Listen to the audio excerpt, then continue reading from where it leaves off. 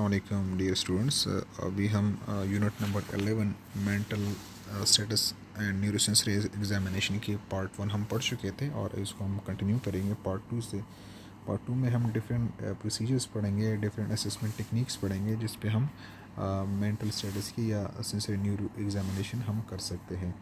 So first of all if you look at the cranial nerves मैं आपको आगे इसके दिखाता हूँ। These all the cranial nerves, हमारे पास जो क्रेनियल नर्व्स है 12 पेयर्स ऑफ क्रेनियल नर्व्स है, ठीक है। 12 पेयर्स ऑफ क्रेनियल नर्व्स है।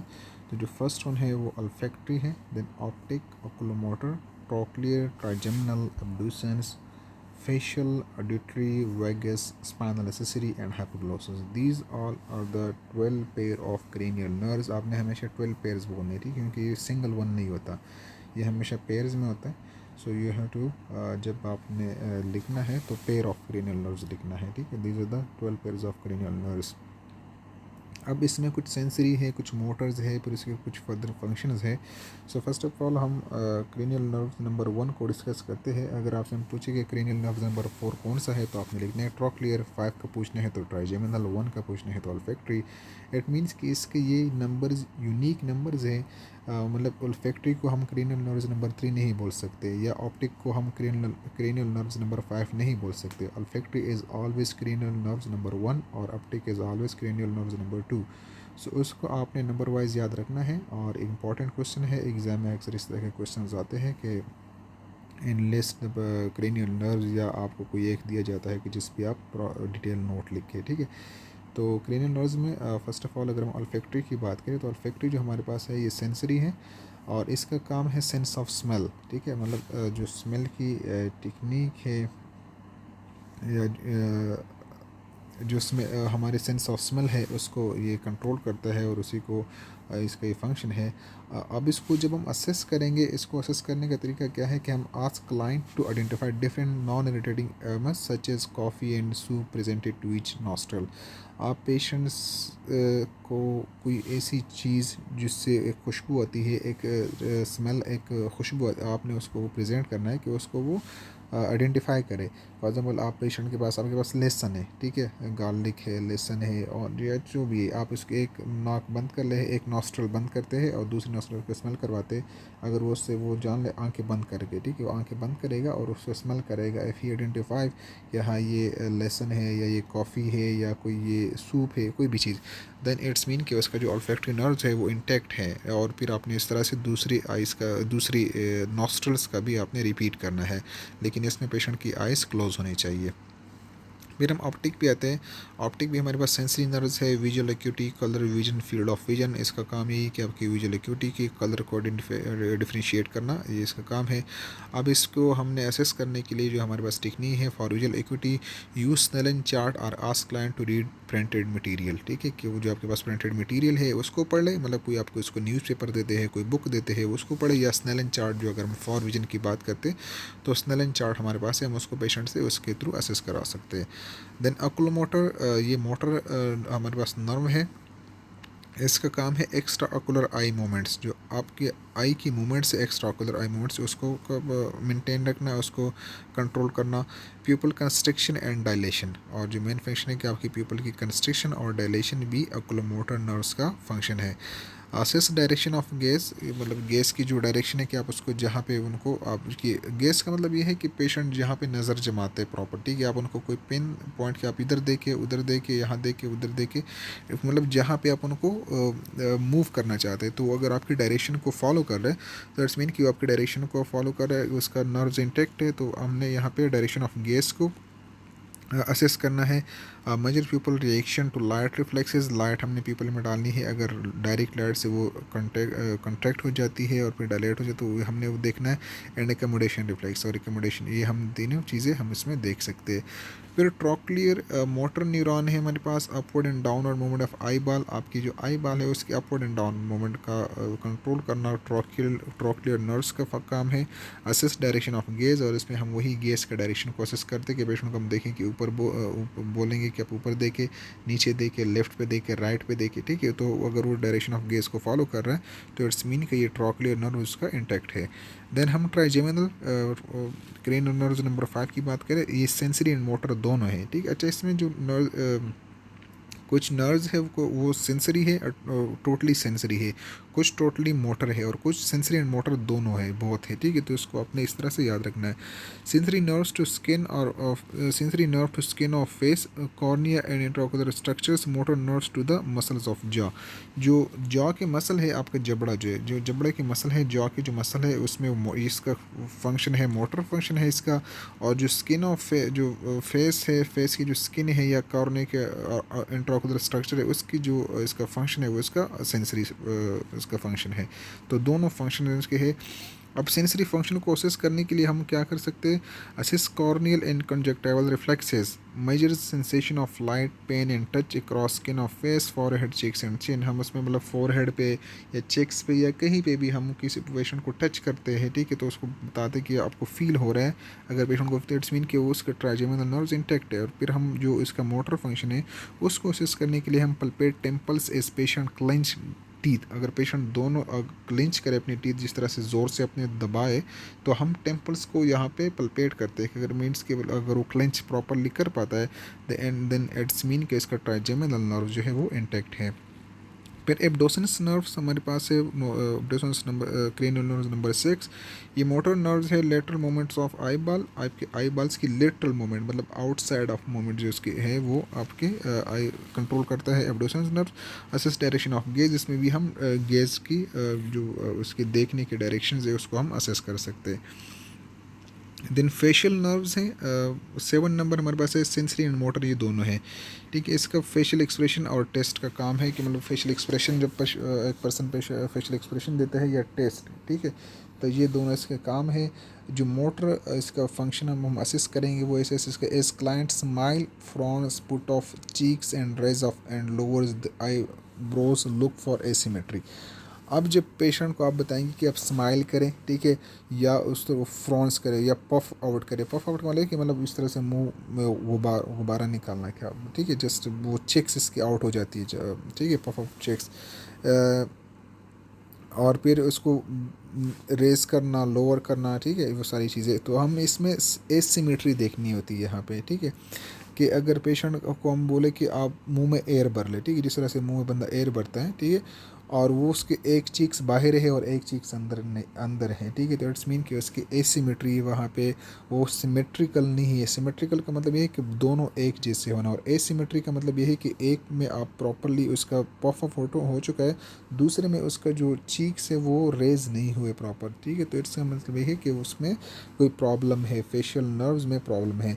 तो ये हम मोटर नर्व्स इसकी असेस करेंगे। और सेंसरी में है क्लाइंट आइडेंटिफाई साल्टी और sweet taste on front of tongue, कि उसको अगर साल्टी या स्वीट जो भी आप उनको देना चाहते हैं कि कोई चीज़ से उसको टेस्ट करना चाहते हो, क्या उसको वो प्रॉपरली टेस्ट कर रहा है उसको, तो ये इसका सेंसरी फंक्शन है फेशियल का, ठीक है।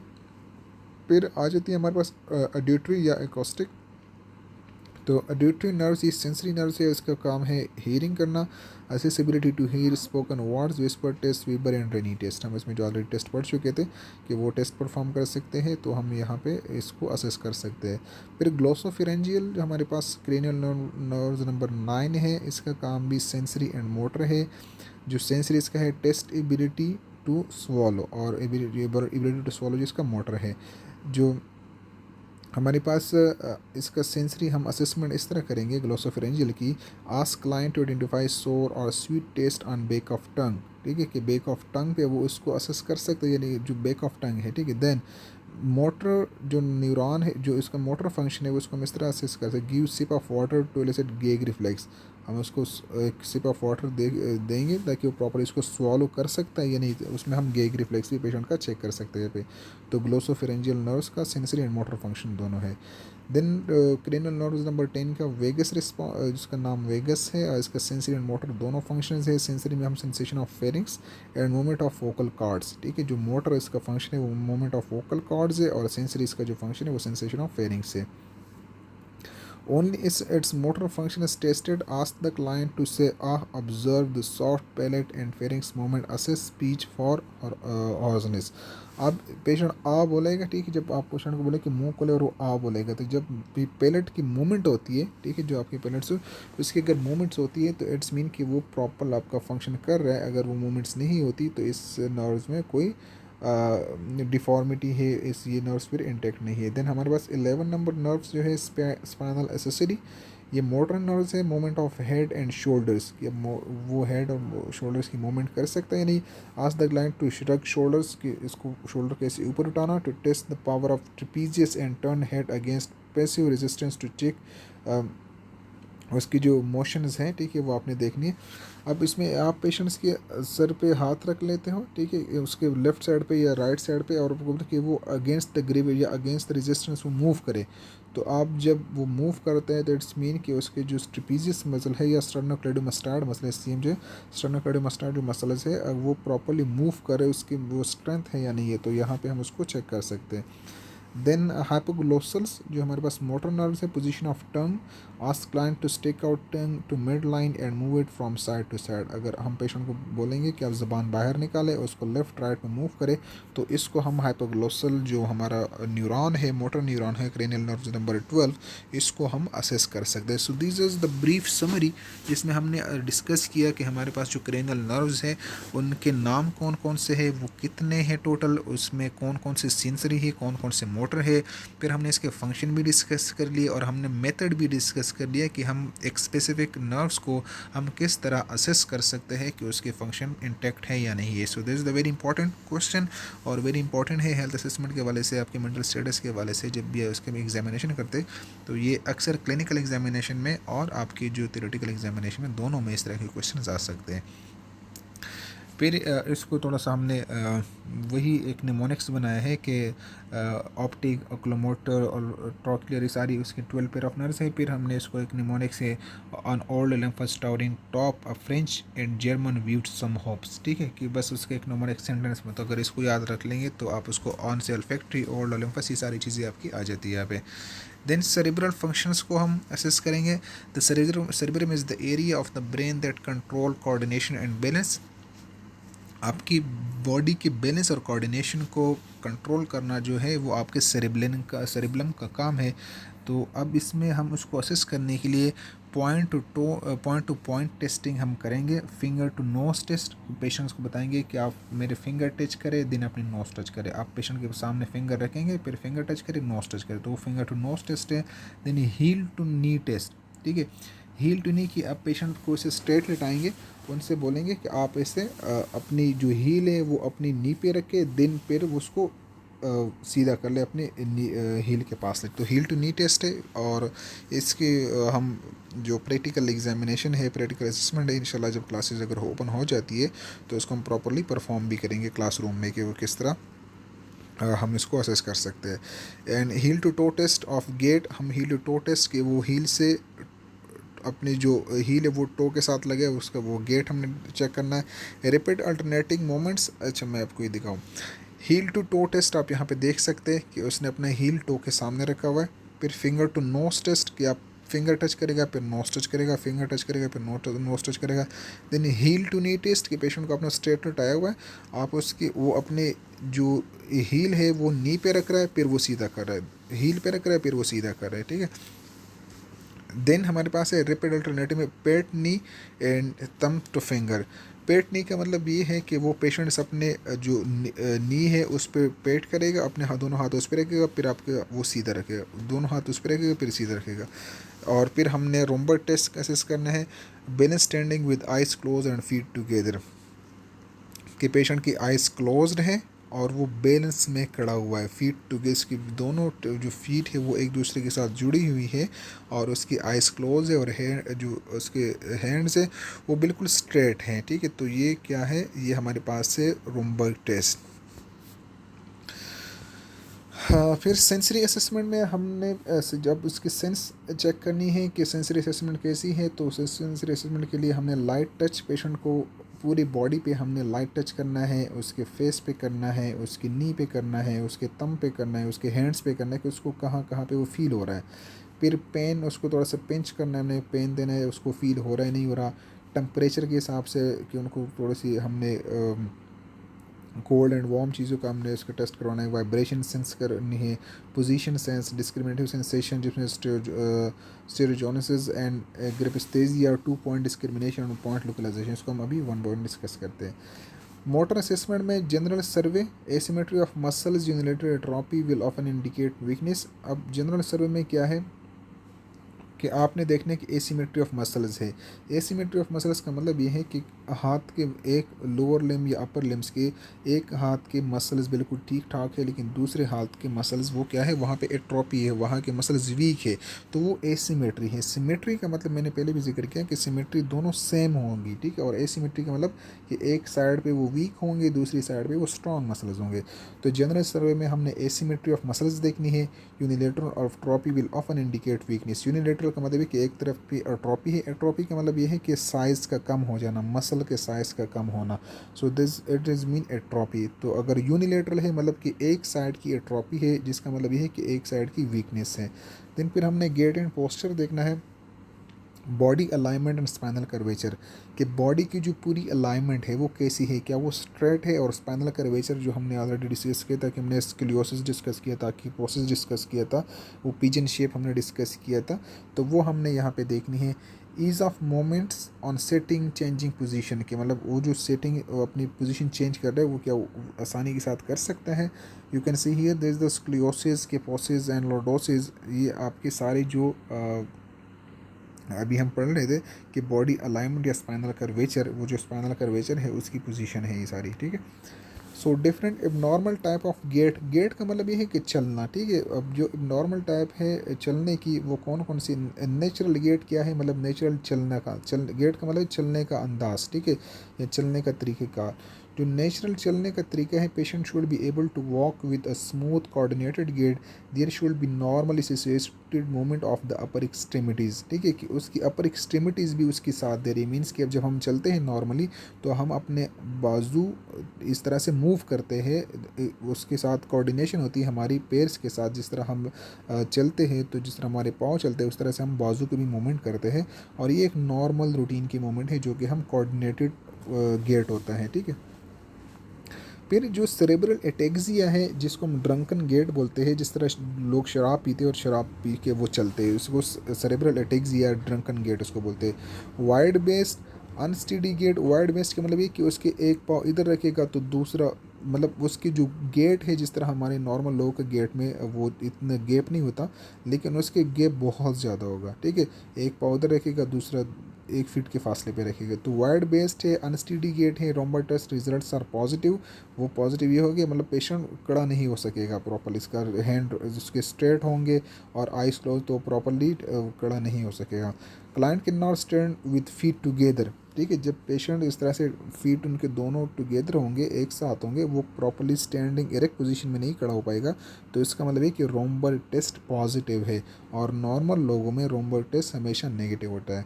At seen in patient with cerebral lesions or alcohol और ड्रग इंटॉक्सिकेशन, जो सेरेब्रल लीजन्स इनके होते हैं या अल्कोहल इंटॉक्सिकेशन, तो इसकी वजह से ये पेशेंट्स में ये ड्रंकन गेट आ जाता है। Then Parkinsonian gait, shuffling gait turns accomplished in very stiff manner, stoopwards posture with flexed hip and knees, typically seen in Parkinson disease। इसमें shuffling of gait होगा, मतलब ये कि मैं आपको इसकी पिक्चर से दिखाता हूँ। If you can see here, this is the Parkinson gait. Picture थोड़ी सी क्लियर नहीं है, लेकिन पार्किंसन गेट में ये है कि पेशेंट की बिल्कुल शफली, जिस तरह से वो उसका चेस्ट और जो उसका मूवमेंट्स है उसमें शफलिंग होगी। You can see here shuffling gaits turn complete in very stiff manner, ठीक है, जिस तरह से वो जो चेस्ट है उसकी मूवमेंट स्टिफ हो जाएगी, और वो स्टिफ मूवमेंट से वो उसको अपना जो गेट है उसको एकम्प्लिश करेगा। पार्किंसन डिजीज़ में मेनली ये गेट हमें देखने को मिलता है। फिर सीजर गेट है, stiff short gait, thighs overlap each other with each step, seen with partial paralysis of legs। जब partial paralysis of legs होते हैं तो उसमें हमें सीजर गेट पेशेंट्स मिलते हैं। Spastic gait patient does not lift his feet from the ground completely so that toes remain in contact with the ground, legs swing forward and outward in a circular fashion seen with upper motor neuron paraplegia, weakness of both lower limbs। जब दोनों lower limbs की weakness होती है तो उसमें spastic gate ये होता है कि पेशेंट अपना पूरा पैर ज़मीन से प्रॉपर नहीं उठा सकता, ठीक है। जब वो पूरा पैर ज़मीन से प्रॉपर उठा नहीं सकता तो उसको हम स्पास्टिक गेट बोलते हैं। Then high stepping gait, high stepping foot drop, इसको हम फुट ड्रॉप बोलते हैं। Patient lift the foot high to clear the toes from the ground and then return it to with a loud slapping noise that is the characteristic of element lesion। जो element lesions है उसकी वजह से patients में क्या होता है कि वहाँ पे पेशेंट्स का जो फुट ड्रॉप है वो पेशेंट अपना पाँव ज़मीन से ऊपर उठाएगा, दिन ज़ोर से उसको ज़मीन पे रखेगा, फिर क्योंकि मुश्किल से उठाएगा, जितनी मुश्किल से उठाएगा उतनी तेज़ी से वो फिर दोबारा ज़मीन की तरफ वो आएगा। आप इसको यहाँ देख सकते हैं, ये फुट ड्रॉप है, ठीक है। This is the foot drop की पेशेंट्स ने क्या किया, पेशेंट ने बिल्कुल अपना पैर ज़मीन से बिल्कुल वाइड एक बहुत लंबा कदम लिया है, फिर उसको इतने ही ज़ोर से ज़मीन पे रखा हुआ है, तो उसको हम फुट ड्रॉप बोलते हैं, ठीक है।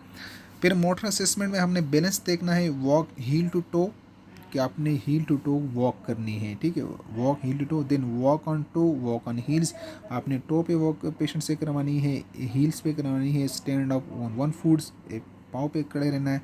And deep knee bends, deep knee bends आप यहाँ पे देख सकते हैं कि इसको हमने इस पोजीशन में पेशेंट्स को बिठाना है कि उसके हम डीप नी बेंड्स को असेस कर सके ताकि वो उसके मोटर असेसमेंट हम प्रॉपर इसका बैलेंस देख सके। फिर हमारे पास है muscle tone, normal state of muscle tensions, जो मतलब मसल टोन क्या है, नॉर्मल स्टेट जिस भी होती है वो पेशेंट्स की वो नॉर्मल मसल टेंशंस होती है।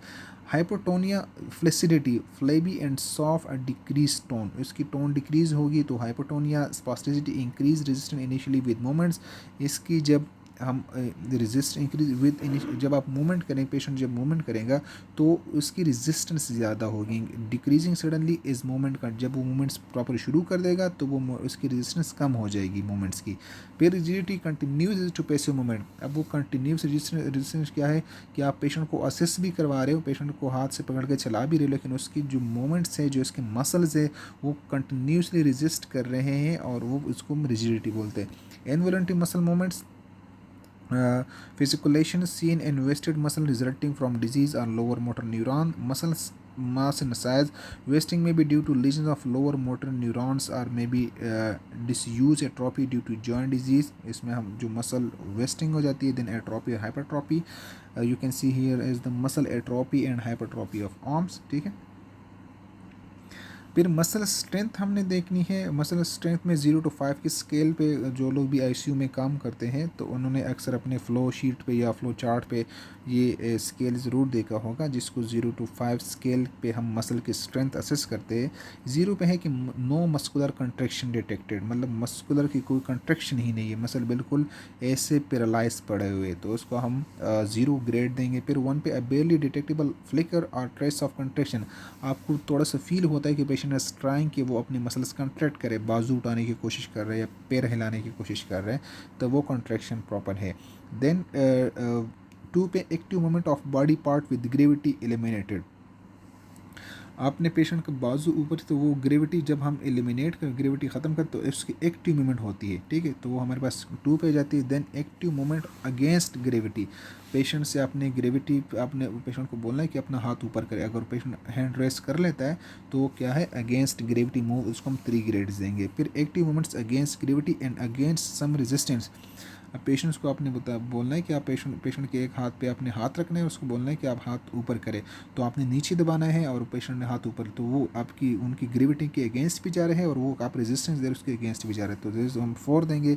And active movements against full resistance without evident fatigue, और पेशेंट्स को अपने जो आपने उसके हाथ पे हाथ रखे आप फुल नीचे की तरफ दबा रहे हो, पेशेंट ऊपर की तरफ लेकर जा रहे हैं अपना हाथ या अपना पैर, जो भी आप असेस करना चाहते हैं, तो जब वो प्रॉपरली मूव कर रहे हैं तो उसको एक्टिव मूवमेंट है अगेंस्ट फुल रेजिस्टेंस, तो उसको हम 5 ग्रेड्स देंगे, ठीक है। फिर हमने रिफ्लेक्सेस देखने हैं, डीप टेंडन रिफ्लेक्सेस को हम बोलते हैं, डीप टेंडन, इसका हम बाइसेप रिफ्लेक्स, बाइसेप में हम जो हमारा सर्वाइकल 5 हैंड सर्वाइकल 6 है, ठीक है, उसको हमने देखना है फ्लेक्शन ऑफ एल्बो यहाँ पे आप इसको टच करते हैं एल्बो पे और इसका फ्लेक्शन ऑफ एल्बो देखेंगे तो हम सर्वाइकल 5 और सर्वाइकल 6 को यहाँ पे असेस करेंगे। फिर ट्राइसेप को हमने देखना है, यहाँ पे हम सर्वाइकल नंबर 6 और सर्वाइकल नंबर 7 को हम असेस करेंगे अभी। और इसमें हम एक्सटेंशन ऑफ एल्बो देखेंगे कि आपकी जिस तरह इस टैप करेंगे तो एल्बो एक्सटेंड हो जाएगी, इसको हम cervical nerve number 7 and cervical nerve number 6 and 7 को हम असेस करेंगे। फिर ब्रोक्यूरेडियलिस जो है, ब्रेक्यूरेडियलिस आप पेशेंट के ब्रेकियल एंड आप रेडियल साइड पे आपने उसको टैप करना है और इसमें हम सर्वाइकल 5 एंड सर्वाइकल 6 को आप इस पे असेस करेंगे। Flexion and supination of the forearm कि उसकी जो फ्लेक्सेशन है वो अब और सुपाइन की तरफ आएगी, ठीक है। So flexion and supination of the forearm, आपकी जो फोर आर्म है, और इसको हम सर्वाइकल 5 एंड 6 को असेस करेंगे। फिर पटेलर को हम, जिसको हम पटेला बोलते हैं, पटेलर को अपनी रिस्पांस देखने है, उसके हम नंबर 3 एंड 4 को हमने असेस का और इसमें अपनी नी की एक्सटेंशन देखनी है। फिर एंकल को हमने असेस करना है, इसमें हम जो स्पाइनल 1 एंड स्पाइनल 2 को हमने जो नर्व्स है हमारे, ठीक है, सारे क्या है नर्व्स है। जिस तरह नंबर 3 है, नंबर 4 है, स्पाइनल 1 है, स्पाइनल 2 है, जो आपकी जितने भी वर्टेब्रल नर्व्स है, वर्टेब्रल कॉलम है आपका पूरा, जो कि आपके सर्वाइकल से शुरू होता है, फिर सर्वाइकल, फिर लंबर, फिर स्पाइनल, ये आपके सारे जितने भी नर्व्स हैं, ठीक है। तो वहाँ से इसको हमने असेस करना है। इसकी जो डीप टेंडर रिफ्लेक्सेस की ग्रेडिंग हम करते हैं, grading on scale of 0 to 4। हम इसको 4 पे +4 पे हाइपर एक्टिव है, +3 पे ब्रिस्कर देन एवरेज है, +2 एवरेज नॉर्मल है, एंड +1 पे डिमिनिश है, एंड 0 पे एब्सेंट रिस्पॉन्स है। डॉक्यूमेंटेशन ऑफ फाइंडिंग्स, जब हमने इतना सारा काम कर लिया, इतनी सारी चीज़ें हमने असेस कर ली, पेशेंट से इतना डेटा भी ले लिया, पेशेंट के इतने सारे प्रोसीजर्स भी हमने कर लिए, फिर इसको हमने डॉक्यूमेंट करना है अपने चार्ट पे, अपने फॉर्म पे। तो हमने मेंटल स्टेटस को कैसे डॉक्यूमेंट करना है, ये नॉर्मल डॉक्यूमेंटेशन है। Alerted, oriented to time, patient alert है, oriented to time, place and person, good eye contact, positive about daily activities and the future, short term and long term memory intact, able to follow direction and explain simple proverbs. ये हमने जो cognitive assessment की थी patients की, वो हमने यहाँ पे पूरी डॉक्यूमेंट कर दी। ये नॉर्मल डॉक्यूमेंटेड पॉइंट्स है। अगर इसमें पेशेंट की कोई किसी जगह पे कोई इबनॉर्मलिटी है तो आपने वो लिखनी है कि पेशेंट ओरिएंटेड नहीं है, और patient is not oriented to time, place and person, या patient has no good eye contact, या patient is not sure about his future. इस तरह से आपने वो चीज़ें लिखनी है यहाँ पे जब अगर कोई इबनॉर्मल फाइंडिंग्स है। फिर मॉडर्न सेरेब्रल सिस्टम की हमने बात की, हमने उसको पेशेंट के कुछ फर्दर टेस्ट किए तो हमने देखा कि पेशेंट को कोई एट्रोपी नहीं है। अगर कोई एट्रोपी है, यूनिलेटरल एट्रोपी है, एक बाजू के मसल्स ज़्यादा बड़े हैं, एक बाजू की मसल बिल्कुल कम है, तो आपने यहाँ पे देखना है कि पेशेंट हैज़ यूनिलेटरल एट्रोपी है या कोई नहीं एट्रोपी। तो आप अगर एट्रोपी कोई नहीं है तो आपने लिखना है नो एट्रोपी, ट्रिमर्स भी नहीं है, weakness, full range of motion of all extremities, no fasciculation, spasm or tremors, gait and tenderness, walk normal steady, negative rhumboid test। Patient का मैंने पहले बताया कि हमेशा जो rhumboid टेस्ट है वो नेगेटिव होगा। तो इसका मतलब ये है कि आपका जो पेशेंट है उसके वो ठीक है। अगर पॉजिटिव है तो इसका मीन्स कि उसके जो आप मोटर न्यूरॉन है, या जो इसके जो हम पेशेंट को स्टैंडिंग पोजीशन में खड़ा करते हैं, और अगर वो प्रॉपरली खड़ा नहीं होता विद फीट टुगेदर तो उसका पॉजिटिव टेस्ट रॉम्बर टेस्ट होगा। नॉर्मल लोगों का हमेशा रॉम्बर टेस्ट नेगेटिव होता है। Perform repetitive movements at smooth and good space, ठीक है। ये सारी नॉर्मल फाइंडिंग्स है जो कि हम यहाँ पे डिस्कस करें। अगर कोई भी नॉर्मल फाइंडिंग्स है तो आपने वो लिखनी है यहाँ पे। देन सेंसरी सिस्टम को हमने देखा। आइडेंटिफाई लाइट टच, हमने पेशेंट को टच किया तो पेशेंट ने आइडेंटिफाई किया कि हाँ मुझे टच हुआ, उसको फील हुआ। Identify light touch, dull and sharp sensation to trunk and extremities, vibratory sensation, stereognosis, graphesthesia, 2 point discrimination test, आपने उसको टच किया, पहले लेफ्ट आपने फुट पे टच किया, फिर राइट पे टच किया, दोनों पॉइंट में उसको फील हो रहा है, तो ये आपने 2 पॉइंट डिस्क्रिमिनेशन भी देख रहे हैं। फिर रिफ्लेक्सेस में रिफ्लेक्सेस 2+ बायलेटरली एक्सेप्ट एक्यूलेस 1+। जो हमने रिफ्लेक्सेस देखे कि यहाँ पे हमने ये रिफ्लेक्सेस देखे थे कि जो एवरेज जो उसका नॉर्मल है वो +2 होगा, ठीक है। अगर 4 है तो मीन्स वो हाइपर एक्टिव है, 3 है तो वो मोर देन एवरेज है। तो हमने यहाँ पे उसको अगर +2 है तो वो लिखने हैं यहाँ पे। समरी क्या है? The neurological examination of cranial nerves and sensory system include general observation of neurological cells, examination of cranial nerves including the assessment of motor and sensory portion of cranial nerves 1 to 12, and examination of the sensory system including assessment of pain, temperature, light, touch and vibratory sensation, as well as position, sense and discriminative sensation. These are the brief summary of this lecture. I hope कि आपको समझ आ रही होगी. The neurological examination of the motor system and reflex include observation of the body, position and involuntary movements, assessment of the muscles bulk, muscle tone and strength, evaluation of the coordination and testing of the deep tendon reflexes. इसको हम बड़ी detail से यहाँ पे discuss कर चुके हैं, बड़ी डिटेल से यहाँ पे पढ़ चुके हैं. And these are the references जहाँ से हमने ये प्रेजेंटेशन तैयार किया है. आई होप कि आप लोगों को समझ आ चुकी होगी. आपको कोई भी क्वेश्चन है then you can ask me and I will try my best कि आपको आंसर कर सकूँ. इंशाल्लाह आगे से हम अपना यूनिट नंबर 12 स्टार्ट करेंगे. अल्लाह हाफिज़. बाय.